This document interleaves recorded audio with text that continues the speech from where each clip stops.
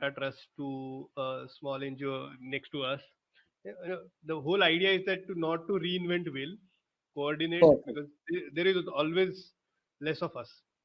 So Perfect. So I think we are just going sure. live now. Just give me a second. Perfect. So we are live.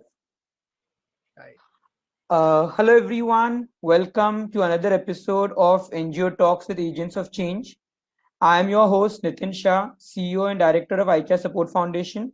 And today we are in conversation with the founder of Empower the Foundation, Dr. Ambrish. Uh, Before I give you introduction about Dr. Amrish and we talk about Empower Foundation, quickly a couple of lines about ICHA Support Foundation. We are a non-profit organization focusing on promoting the mental health case that is bringing about change through awareness, support, and education. Our work is based on the belief that raising public awareness, educating communities, and equipping every person with the right tools can help us foster mental health.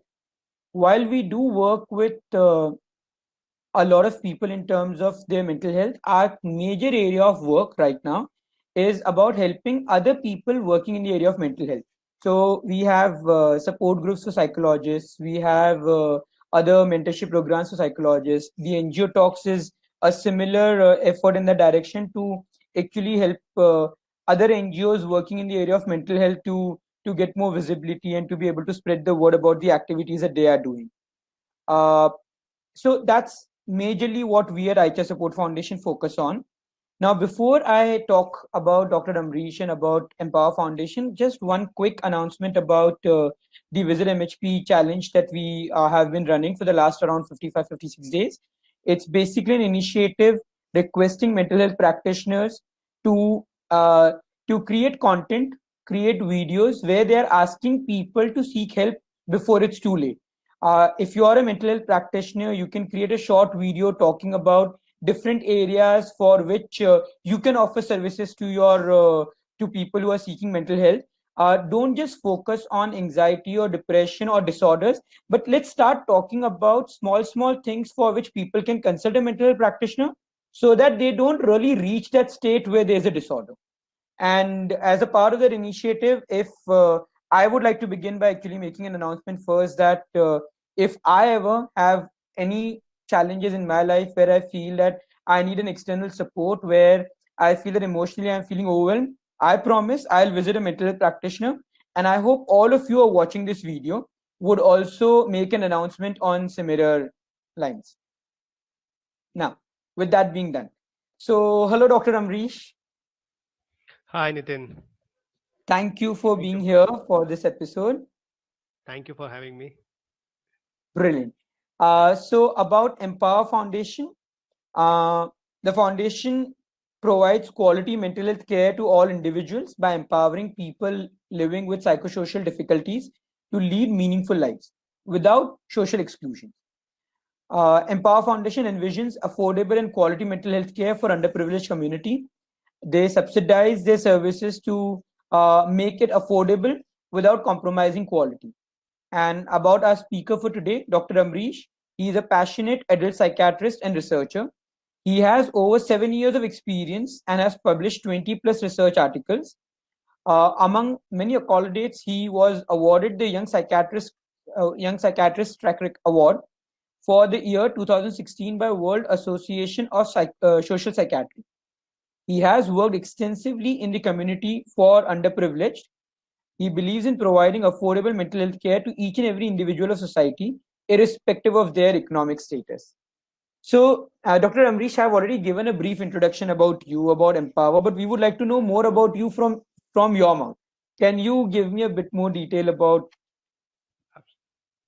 Absolutely. So thank you for all, and hi to all who have came today to listen to us. So Empower Foundation is one part of a organization called Empower Mind. So Empower is a kind of a dream and vision by Mrs. Neerja Birla.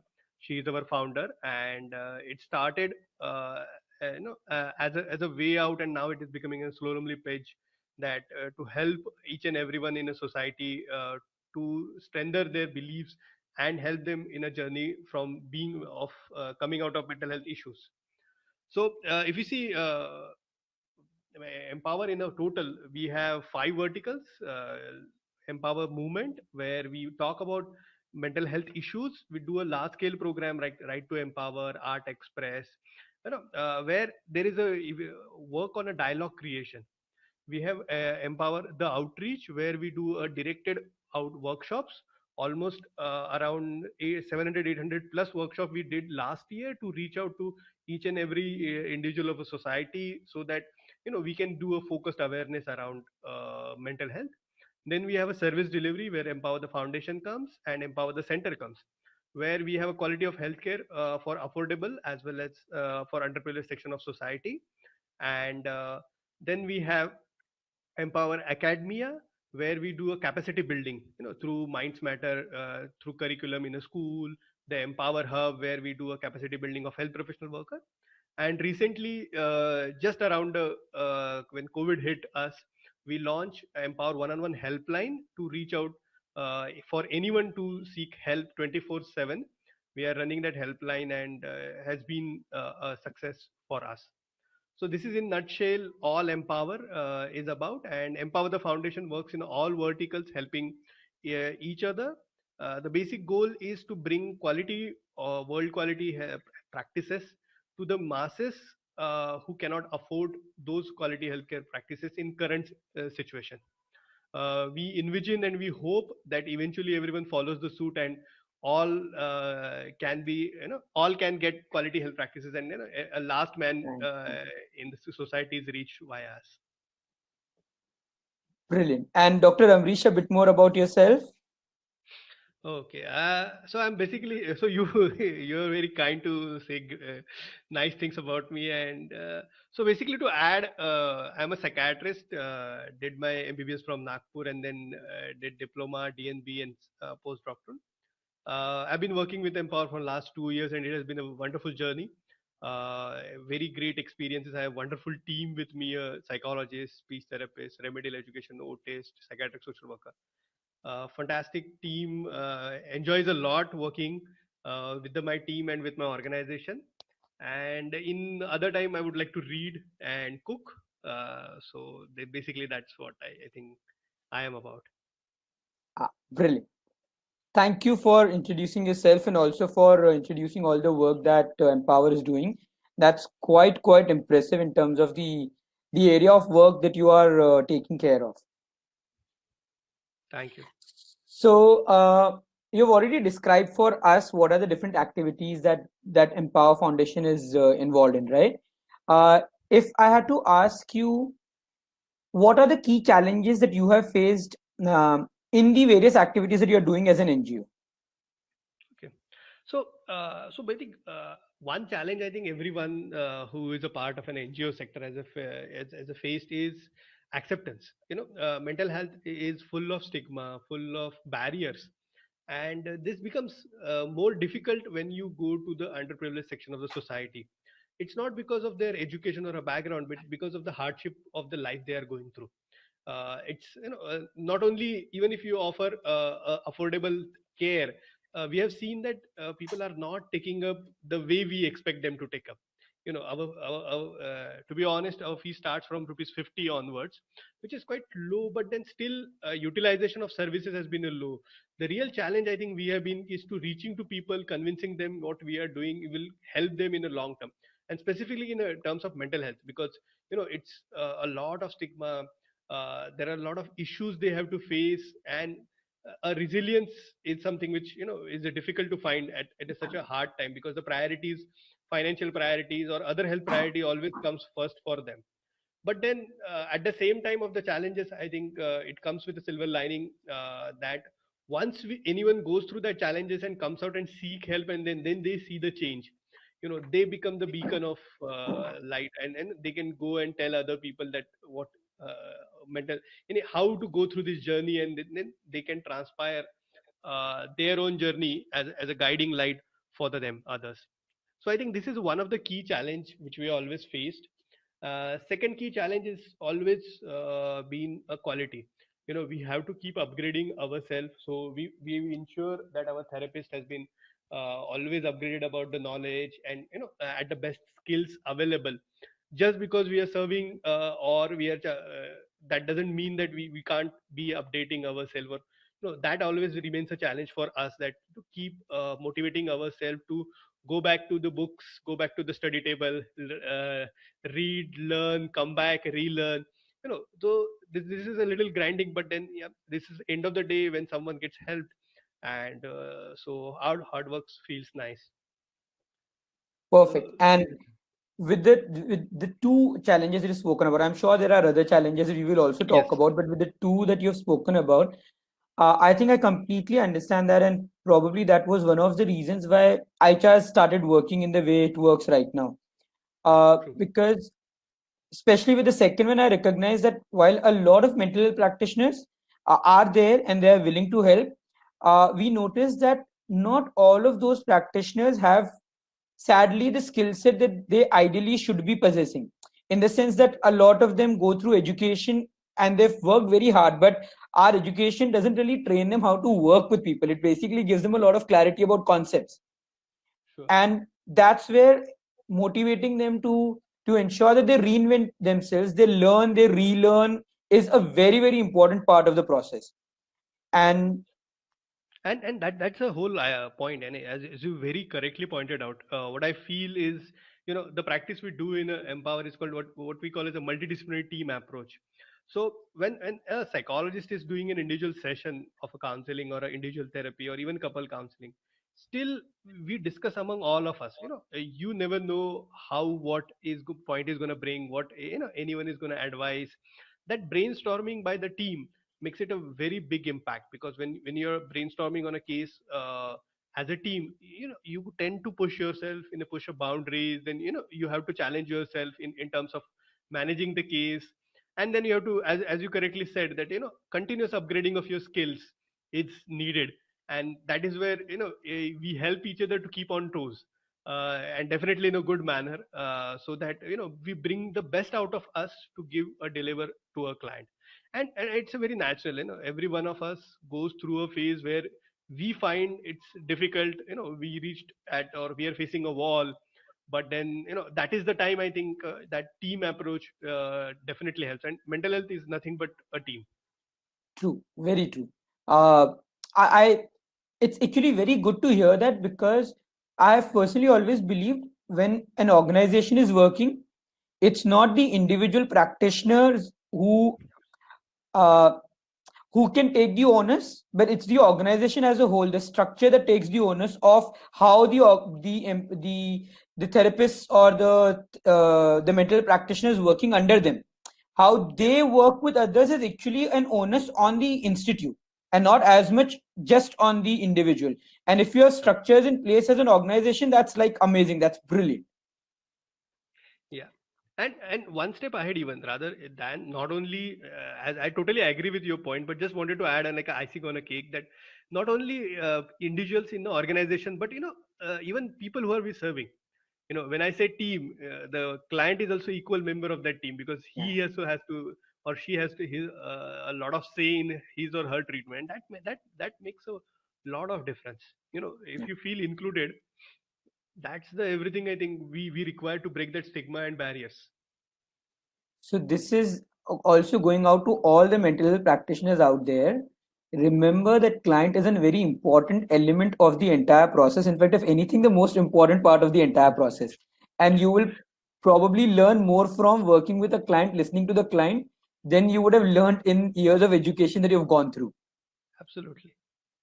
Also about the awareness bit. So this was actually one of the reasons why we set up the MHP challenge, because Mm-hmm. uh, with with the amount of information that's available now, one of the things that we recognized was it's not that people don't know about mental health.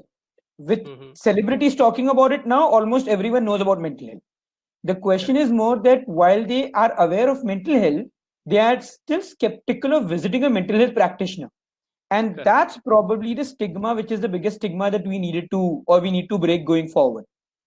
Yeah. And with and that's where the challenge actually comes in. So we request all mental health practitioners to create videos saying that, please say, if I have a problem, I'll visit another mental health practitioner. So if there are so many mental health practitioners saying that, we are hoping that it at least normalizes the whole idea of visiting a mental health practitioner. Yeah, absolutely. And I think in our organization also, in last many years, we have faced this, and we have run also similar campaign. And just we are on topic, so I'll share some things which we face and what the solution we offered. So I think, as you perfectly said, that everyone have heard of mental health issues someday or other day. Not even that, I will go one step ahead and say they must have suffered some issues someday or other day. Maybe some minor one, some might have been major one, but then no one can go away out of it. No one can be immune of it.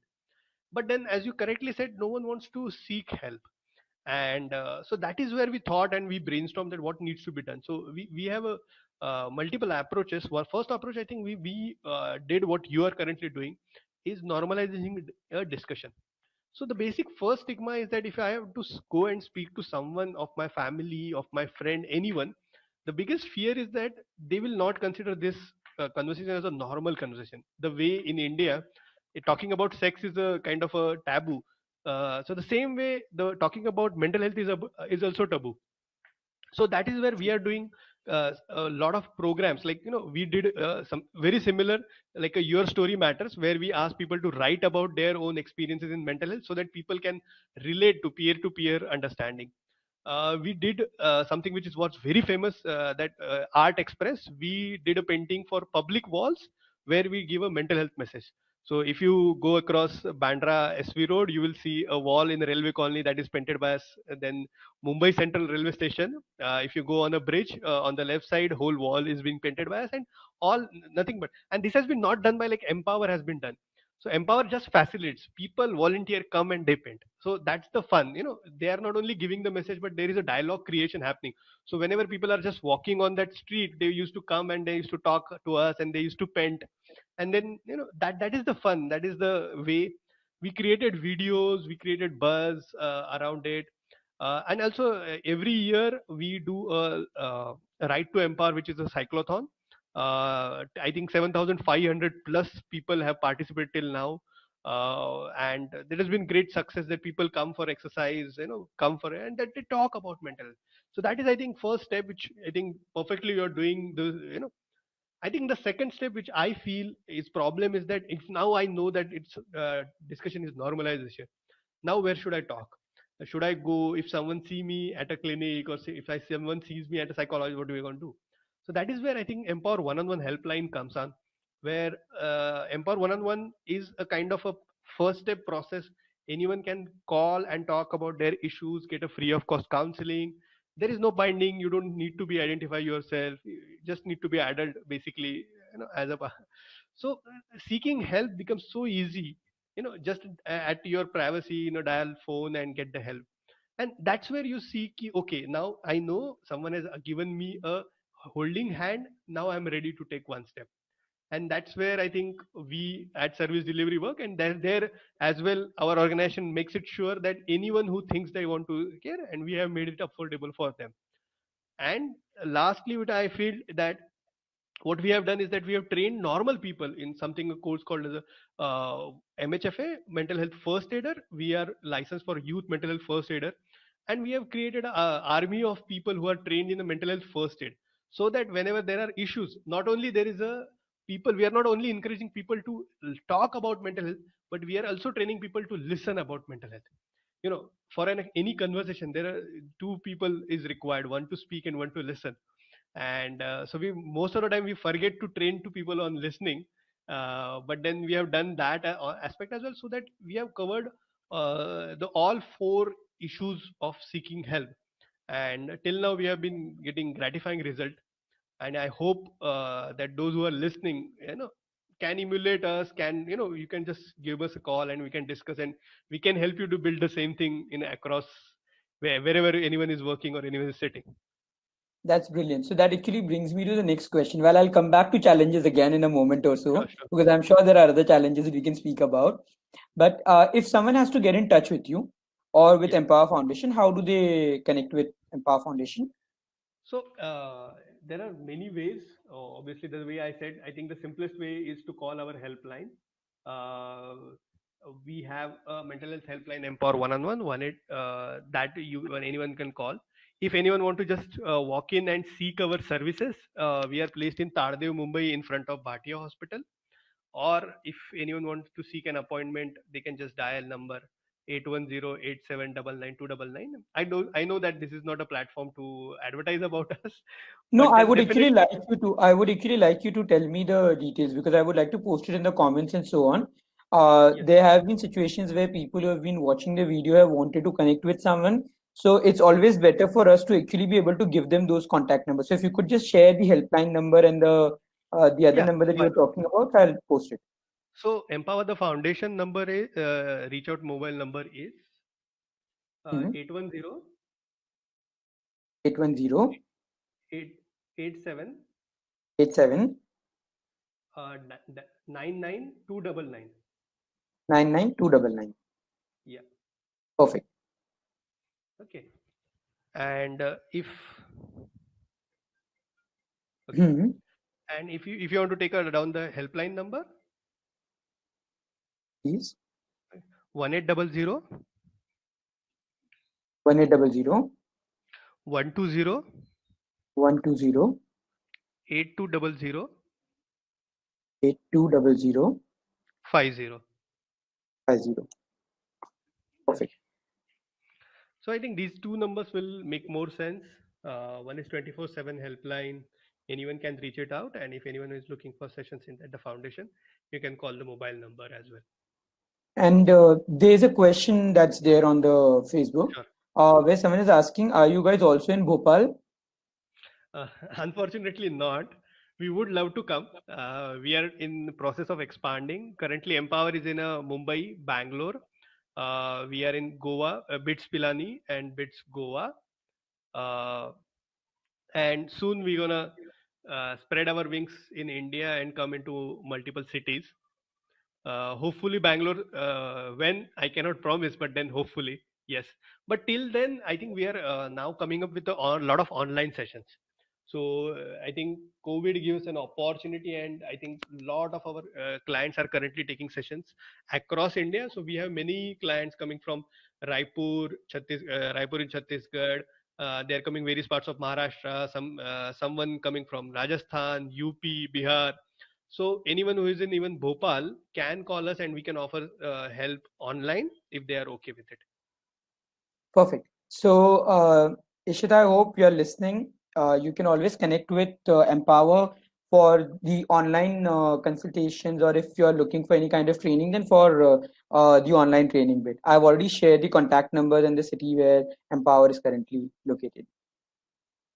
Perfect. So, all right, other challenges. Okay. So one of the, I think, difficult challenges which we feel is reaching out to the people. So there are various mediums to reach out, but when it comes to underprivileged, it's a very undefined medium. They are not a uniform class or uniform set of people. Some are living in slums, some have accessibility issues, some has other financial issues. So I think one of the challenges we always felt is to how to reach out each and everyone, because we have seen that they don't have even time. Everyone is struggling in their really life to feed for the family and to provide for the family. But then it's really difficult to reach out to them to make it sure that they are understood what their problems are. So I think that was one of the biggest challenge, not one biggest I would say, but one of the challenges we faced. And I think in that is the place other NGOs and schools have been came to our rescue. So we have been collaborating with many NGOs who are working in the field of mental health and other sector as well. And there, I think synergy falls into place because we don't have to reinvent the wheel. Wherever they are working, they have already touched into. We just add our mental health services to their offering or what they are doing. In that sense, there is a lot of harmony, and we can reach to various parts and various societies, and people can get, because it's a trust base. You cannot just announce yourself that we are providing such services and people will take it up, because you need to build a trust, you need to be in the community, stay there, and then win the people's heart, and then they start trusting, and then that forms a relationship. I think you know it also equally well. that it's not about offering services, but it's making relationship and making it sustainable. That does matter a lot. True. uh, Anyone can come and sit and offer services, but then that is not a meaningful when it comes to mental health. You are touching lives. You need to, they are going to be part of you as a part of a like extended family, and we going to be part of their family. So it has to be in a very trustful manner where we deliver the care, as well as they participate in their own care so as to make it sustainable, so that they do not have a requirement of mental health issues, and in future they can manage themselves. So that is I think one of the major issue we have also faced. uh, Thanks to many NGOs like yours, which has came to our aid and help us, being at a place where we are. Ah, all right. So in fact, that's one of the things that we were discussing earlier also, because when we are working right now, that's primarily the focus that we have, that there are so many NGOs who are doing good work, but we are all kind of working in isolation, or most of us are working in isolation, and it will be a lot more effective if there could be some collaborative effort where all of these NGOs or some of these NGOs can come together and work together. Correct. NGO Talks becomes one of the initiatives for the same reasons. Right? And Absolutely. in fact, when we're talking about reaching out, one thing that you shared earlier about the pandemic and then the fact that a lot of things are going online, that's so this has been my observation in the last couple of months, that while initially it was challenging, I think we are now, as an organization today, reaching out to more people post COVID than we were reaching out prior to COVID. Yeah. And that's because earlier we were not even thinking of doing things online. All of a sudden, once we start doing it online, the reach becomes a lot bigger. Yeah. I think it has worked in both ways. I'll tell you honestly, we used to do a lot of sessions in a pre-COVID times, and our appointments used to be full. People used to come from a long way, long distance. But now when we gone into online and we are offering online therapy, people are also somewhere okay to take online. Many a times we used to do online therapy in a previous pre-COVID era as well, but then utilization of those online services was not that high the way it is now. So I think it has changed both way, that people are okay to listen. Otherwise you would have had done this program at some place your organization Yeah. is, and I would have come and we had a nice chat, and so it feels more human. But I think we evolved in a time, and you are sitting in your home, I am sitting in my home, and all audience are sitting in their respective homes, and maybe we are having cup of coffee and listening at our comfort. So I think that's a beauty of it. And the best part is that the people also adapted with the mental health issues. I always felt worried when it come to when we closed down and we have to do online therapy. First lockdown when happened, it was really difficult for us to think about how we're going to work upon that. But then I think all our clients had shown us such a great resilience, and they adapted well. We knew we were had restrictions to deliver the services. We were adapting to technology, but then they adapted equally fast. And I think it's all your own zeal to work on yourself, and that I think brought a great deal of resilience out of the clients, and Yeah, fantastic. I feel. that's actually correct. In fact, I remember when we moved therapies online, and Hmm. because we use a lot of hypnosis and those Hmm. processes, right? So for us, Hmm. it was even more difficult, because what do you do in the Correct. middle of a session if the connection gets broken? And Yes. we literally had to like fine tune each of our processes to ensure that only those processes are being run where in the middle of the session, if the disconnection happens, what will we do? So we literally had to have SOPs for what to do if things don't work out. it it Absolutely. it took us like, I think, 1.5 2 months initially for us to be even ready to attempt that. But now that we are Hmm. doing it, we realize that whatever efforts we put earlier, I think that have turned out to be quite well. We are now well prepared, and there have been situations where in the middle of workshops or in the middle of sessions the disconnection happens, but luckily we are prepared and we know what needs to be done. And I think that's one of the things that a lot of NGOs, including I'm sure Empower, has done, where the amount of work that goes into the transition and the speed at Hmm. which the transition has been able to happen, that Yeah. itself is remarkable, both from clients point of view and from the point of view of the organizations who have been able to make the transition. Absolutely. Yeah, I think this is, I think, what I said. Resilience and adaptability has, I was surprised with myself and every client I'm seeing. To be very honest, that such a resilience will come out of every one of them, and even myself. But then, we surprise ourselves as a human beings. I think that's a True. great, strong point we are carrying with today. Perfect. Brilliant.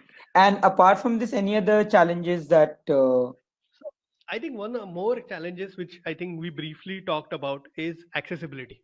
You know, this is, I think, one of the very something, I think, pre-COVID I never had an answer for this, and I never thought that COVID would be a point where we will get an answer. So there are many stories. I can tell you that there are my one of my client I testing. I know that the mother brings the child to us for a therapy, and they travel 2.5 hours to reach to our center, and they go back 2.5 hours. And the mother-in-law, she also travels to give a company, and she travels 1.5 hour and to and fro. So for one child to take 2 or 3 sessions, we usually club their all session at one go because they don't we don't want them to travel. But traveling for 5 years, 5 hours, although it's a Mumbai, people are okay to travel, but then still 5 hours is a big deal of your time. They are taking the leave, they are not working that day. That's a all other story. But then traveling so far, then there are some who travels from other cities. We have seen someone from Konkan, Raigad, one is from Palghar. They travel from there to just to reach and having services. It's so difficult that the services we are offering, it's I'm not saying that they are not available or other don't have it, but the accessibility is such a limited. There are psychiatrists around, but they are overburdened with their patient load. Psychologists are limited. If they have limited skill set. uh, you know uh, OTs, special educators, these are like a rare as diamonds in specifically peripheral areas, and people seek help from such a long time. So I always felt that accessibility has been always an issue, along with capacity building. Okay, that the capacity is lacking. And I think accessibility is one of the biggest issue in India, I feel, because our workforce is lacking. We have a very limited number of beds for mental health. We have very limited number of mental health professional.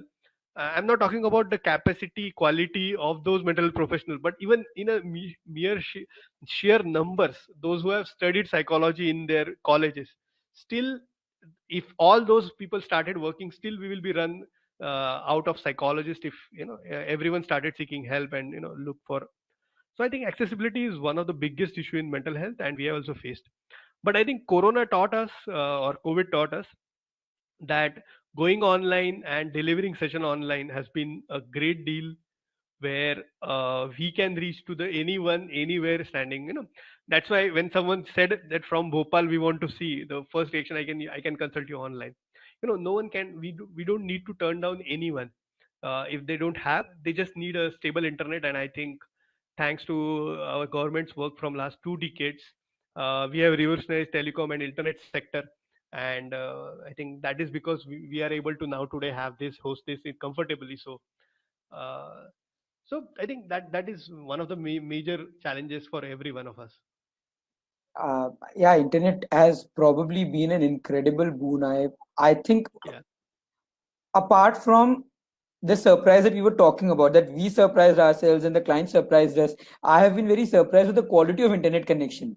I was very skeptical when we started working that this is going to sustain itself, especially because today technically everyone is online. So obviously Yeah. the power, the pressure on the system is also that great. So Okay. yeah, that's remarkable actually. They Um, they have been doing great job without complaining. I don't yeah, think that anyone has thanked like Vodafone Idea or Geo or anyone. Ki, thank you. Even when we all were sitting home, you continued to supply net without any cribbing anything. which is So very that's true. quite true. Good. And anything else that comes to your mind in terms of challenges? Terms of challenges, I think second is capacity building. So, as I highlighted that there are so many less of us, so we need to create more people, and we need to train more people. We need to upgrade their skill. Not only create people, but create professionals. But we need to just keep upgrading their skills. And the basic problem happens again in creating such skills is accessibility. As a student, we are ready to go anywhere on the world to take a postgraduate, or take a postdoctoral fellowship or PhD. But once we start entering into practice, then we are grounded. If suppose anyone is in a Indore, and they are practicing in Indore, they will not fly to Delhi or Mumbai or Kolkata to take a advanced training. That's very difficult for them to adjust and carve that 2 weeks, 3 weeks, or 1 month out of their life. Or even 6 months is a very big timeline, but then I'm talking about short courses of a month or a 2 month. But still, that becomes one of the biggest challenge in mental health, so that we need more capacity building. So I think we need online training programs where we are doing capacity building. Not only those people who are looking for it, but for those people who are there. Suppose in a place, any village or any primary healthcare center, there are doctors sitting, there are nurse sitting, but they are not equipped about handling mental health. Even when we do the training programs, uh, you will find it little odd what we train for. We train them for listening. We train them for basics of counseling. Why these basic things are required? Because no one teaches us. How many of us are taught in to listen? As a mental health professional, as a period, we learn empathy, we learn compassion, we learn listening. But we forget that other health professionals, they are never taught this.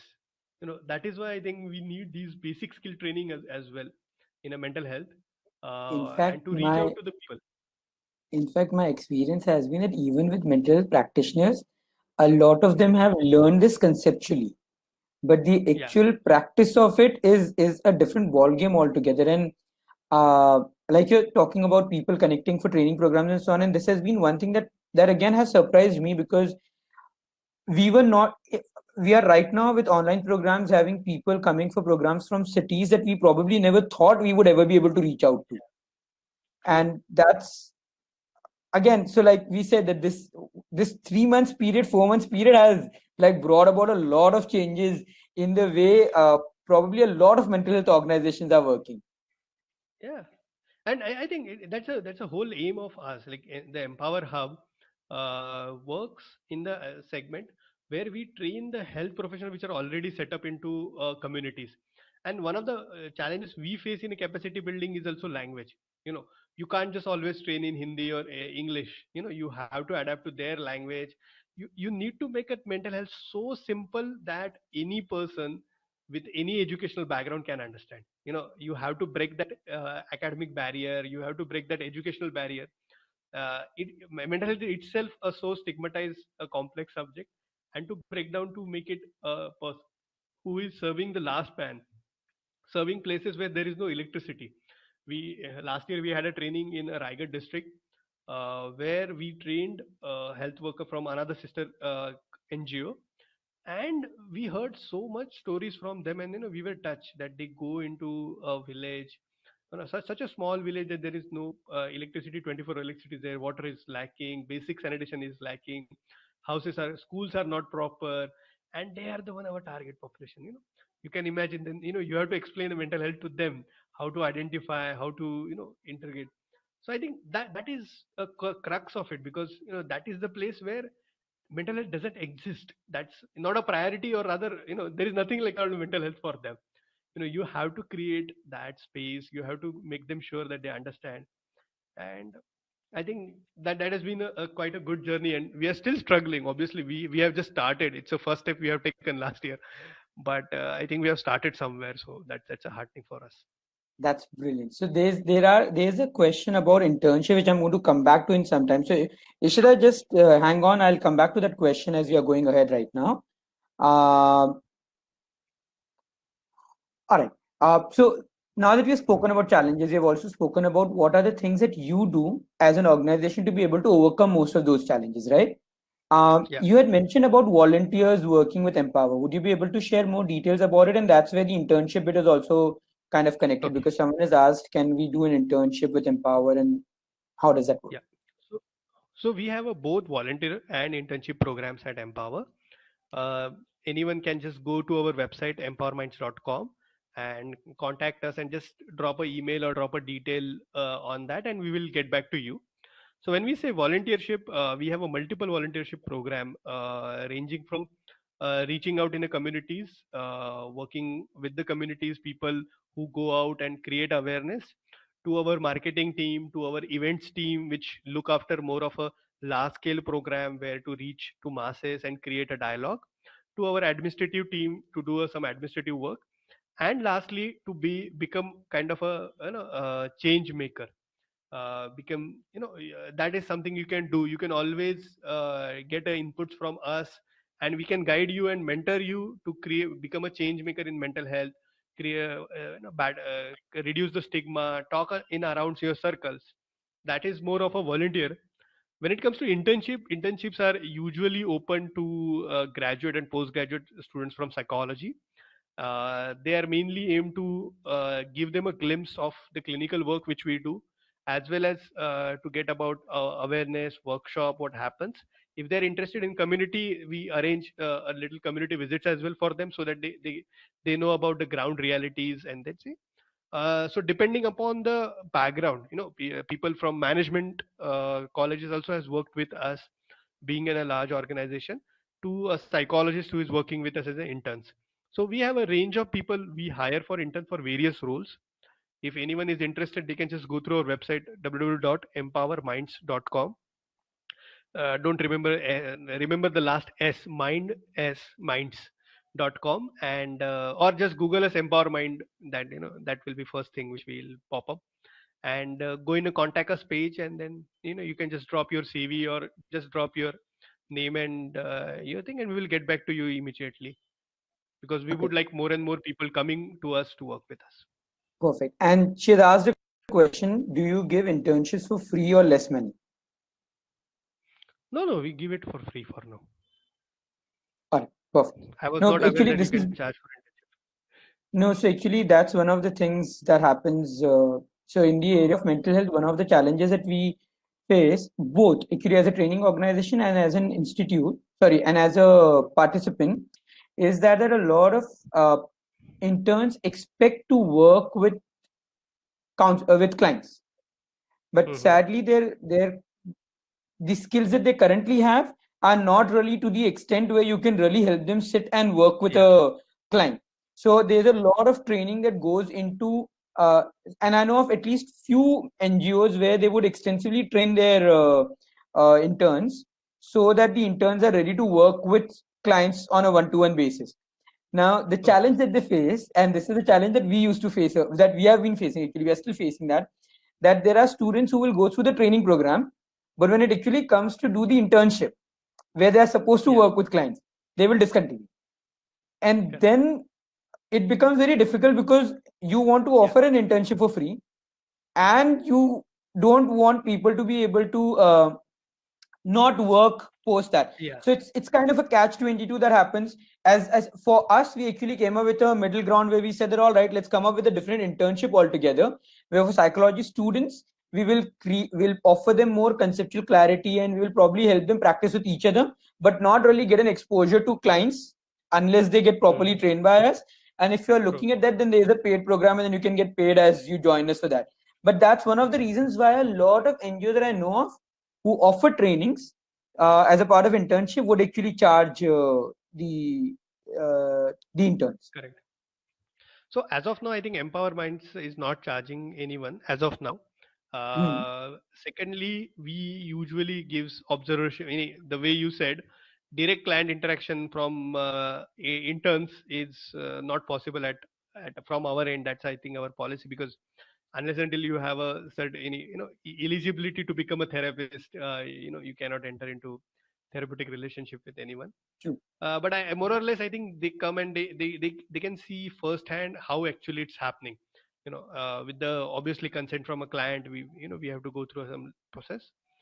But I think that's what I think is required for them to see what exactly is happening, and we have a wide various department they can go through, so that they can know and then choose their specialization where they want to do exactly. Because many a times I felt always the internship serves that purpose, that I am more confused what I am doing next. So let me do the internship to understand how things are in every field, so that I can make a better decision. Perfect, correct. Uh, so that's also probably the expectations, that there are different expectations from interns, so that managing those expectations and balancing them also becomes important. Um, cool, perfect. So if people should know about Empower for one reason, Hmm. what would that one reason be? Mental health. Mental health. So And we have why Empower? 360 degree solution through mental. No, I won't say why Empower. I will never say ki you only come for Empower. You go and see anyone. We are happy. We are in a field. We are happy. If people are, the most happiest day would be I have a zero client. If everyone has no mental health issue, I would be the most happiest person. I would be more happy if I'm unemployed and there is no mental health issue around. But I think what Empower offers is a 360 degree. That's, I think, we have a unique thing that we are not in a one segment. You will find any problem in mental health, Empower has some solution for it. We have thought it that. And why Empower the foundation is because we have two basic things which I think is most important in today's scenario in India specifically. One is multidisciplinary team approach, where one stop solution for everyone.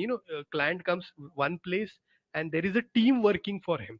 It is not like working in tandem, but there is a team always for him. That is A.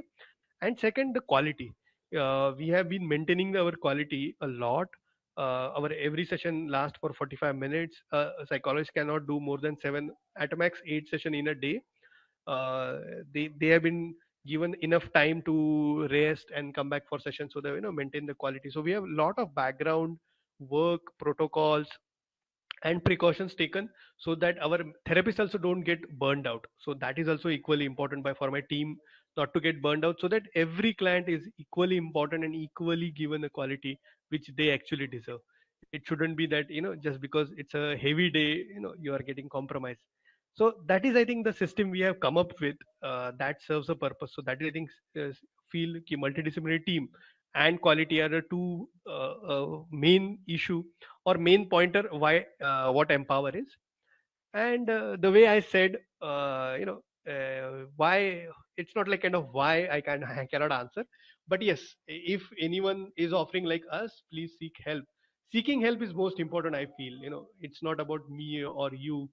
It's about touching lives. uh, Millions of lives needs to be so we have, I think, touched millions of lives, and we have crores of lives. So definitely anyone joining us, or we have to work together as a one team. uh, so So Emperor would it's be happy to lead, but so it's any day very anyone wants to join. correct. So it's very, very interesting that you said what you said, because last week we had Harish Iyer from Jimmy Foundation, and he kind of Yeah, mentioned the same thing, that ideally the purpose of all NGOs should be that they shouldn't be required at one point of time. absolutely.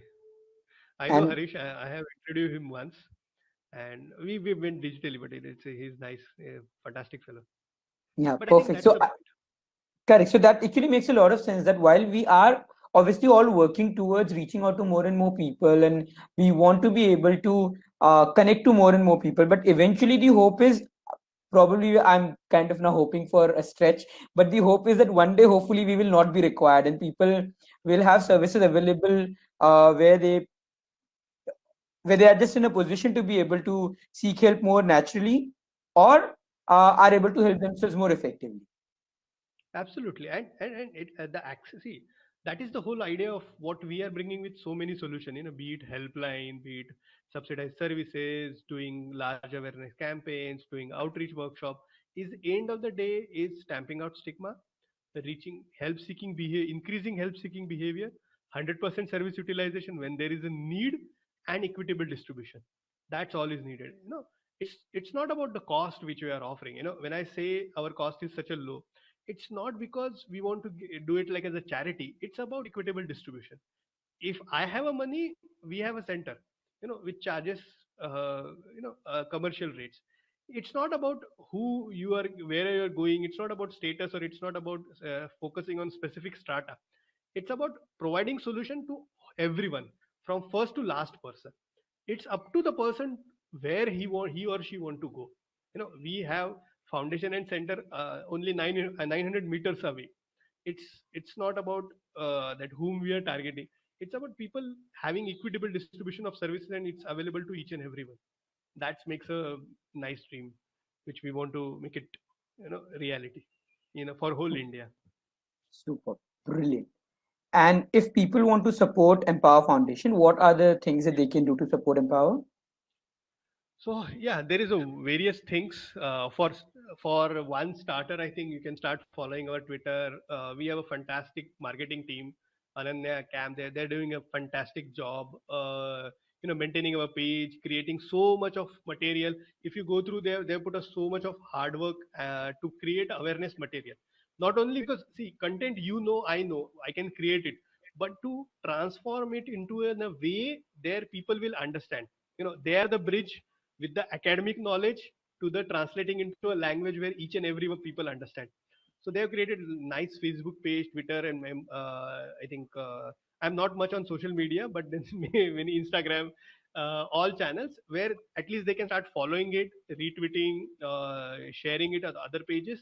Even they can come up with ideas, pitch it to us. We will help them. We can post their blogs on our website. We can write their stories, pitch it to others, so that people get inspired to work together and come out of it. That is one way of doing it. Second way of doing it, which I feel is, if anyone wants to do a volunteership, they can come and join us. We will be more than happy to give them more, so more ammunition to work with, training to work with. Third thing which I urge for everyone is to take up a mental health first aid.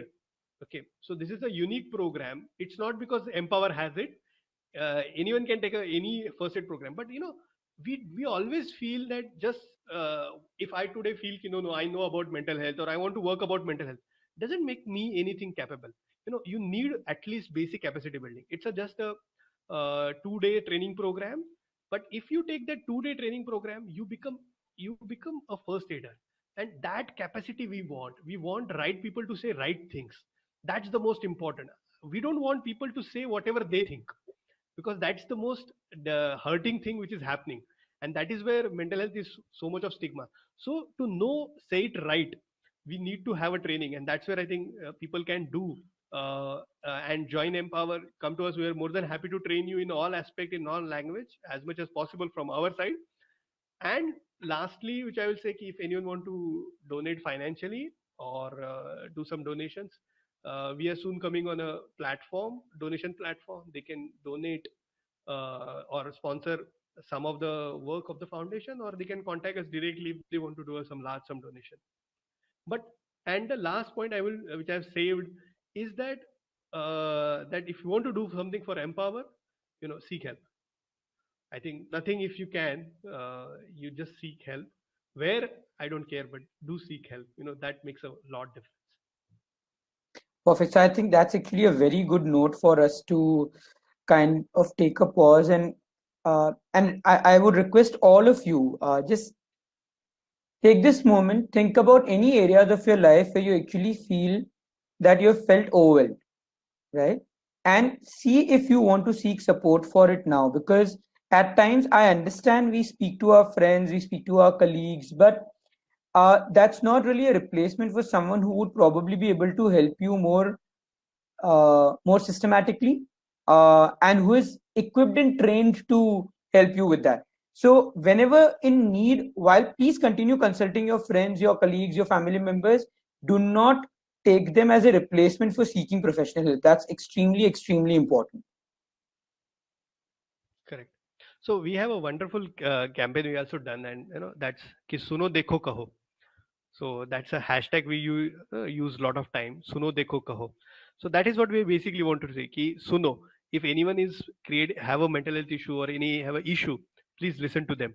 Dekho, see to it. If someone is, many a times people are in front of us and they have a mental health issue, but we are too afraid to ask. So don't be afraid. And the last is kaho. What do you want to say? Just encourage them. Tell them to seek help. Tell them. We know that not everyone is comfortable in a situation where what to say. You are seeing your friend is not okay. So but then you are just avoiding the confrontation because you don't know what has to be said and how to behave in that situation, and that is okay. You just need to do listen, you just need to see, and you just need to encourage.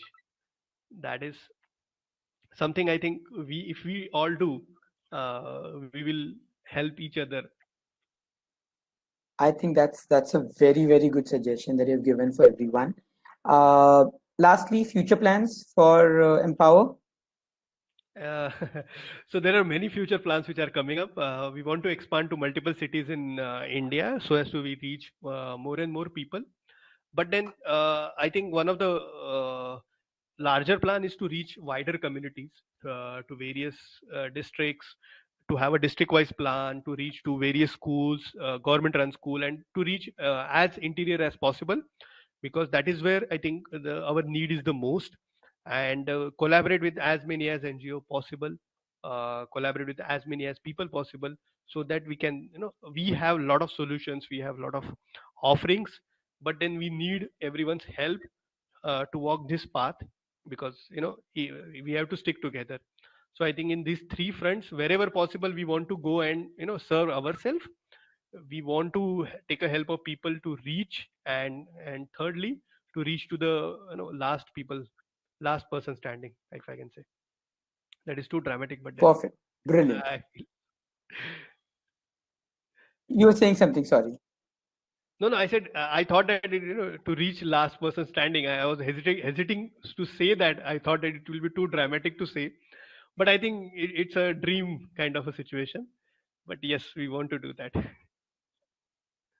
Okay, that's like again what we said, that eventually the idea for us is for us not to be required. So Right. that's Absolutely. cool. Brilliant. Yeah. So thank you, Dr. Amrish, for being there today for this episode. Anything that comes to your mind in the end that you would still like to add something else from your side for everyone? I think I want to thank everyone who came and to listen us. Not because maybe I'm a good speaker or anything, but I know that somewhere if you are here, you care about mental health, and I think that's the spirit we want. That we want more and more people to care about mental health, uh, to think about mental health, to talk about mental health, to feel about mental health, not only of them but people surrounding them. And I think that matters the most. That when you are there, when you know what it feels, when you are empathetic, when you are compassionate to someone else, that makes a whole lot of difference. And if you can change one person, or if you can be compassionate with one person, that will touch their lives and they will touch another's, and that's the dream I think we are working. And if you need any help in any case, in any situation, you know how to reach Empower. You can call us our helpline, you can write to me on via our website, or you can directly call our foundation on the numbers given on your Facebook page. We will be more than happy to help. We want you to be in this journey with you, be it changing yourself or be it changing someone else. That's the whole idea. Good. Brilliant. So with I think that's a very good note to end on. But just before I end, I will once again like to tell all of you about the Visit MHP challenge. Please visit mental health practitioners before it's too late. And like I said, I'm going to end the video, this live, on the same note as I started. That I'm committing, I'm promising that if there is ever a need where I feel that I am feeling emotionally overwhelmed for more than a couple of days, I would surely consult a mental health practitioner. And yes, I have my own mental health practitioner, and I recommend every mental health practitioner should also have their own mental health practitioner. Absolutely. Dr. Amrish, if you could make a similar announcement, that Yes. would be great. Yes. So I would like to make an announcement. Not only that, I would like to say that I am seeing one mental health professional. I've been lucky that I was surrounded by a bunch of psychiatrists from start of my training and psychologists. So it was easy to find a own psychiatrist, and I regularly talk to him. I was a part of he's been my mentor, as well as he helped me in so many of issues. And at a time, to be very honest and very clear about it, theory, I know steps of CBT, I know so many things about mental health issues and how to solve them, but still it's not so easy when it comes to yourself. So I can tell you very clearly, the person who is so skilled, if he or she cannot do alone, no one else can. So don't think you are alone. There is help. So if you feel anytime if you need someone, take a phone, call helpline, take a phone, book an appointment, take a go on website, write it to someone else, chat on mobile chat. There are many chat based counseling as well. Go anywhere, do your comfort zone, but seek help, seek mental health professional. That is the core point. Perfect. So thank you. I think on that note, I would like to thank all of you who are there today for this episode, who have uh, been listening to what we have been discussing. If any of you have any questions that we have not addressed, please feel free to connect with us again, and I would be more than happy to get the answers from Dr. Ambrish and post it in the comments or to send it to you. Also, I've shared the details about the Empower Foundation. Check out the website, check out the social media handles, not just check it out. If you like some messages, please share it, because you never know, you may have people around you in your life who may seek mental health, and your one post can actually help them uh, connect with the right professional who can help them further, right? So thank you everyone, and I'll see you all again next week 7:30. Thank you, Dr. Amrish, once again for joining us today, and I'm just turning the live off.